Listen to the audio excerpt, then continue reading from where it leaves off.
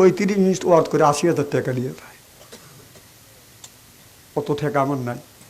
কয় যে ডাবল করেন, কম তাও আমার অত টাকা নেই। কয় মানুষে 3-4 দিয়ে করে, কম ওর টাকা আছে ও করুক।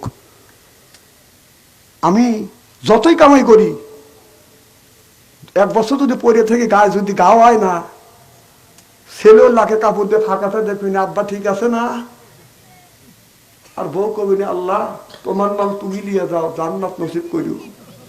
হাসো না, হাসো না, হাসো না। যে যাদের জন্য এত কিছু করব, তারা তো আমার কাছে যাবে না।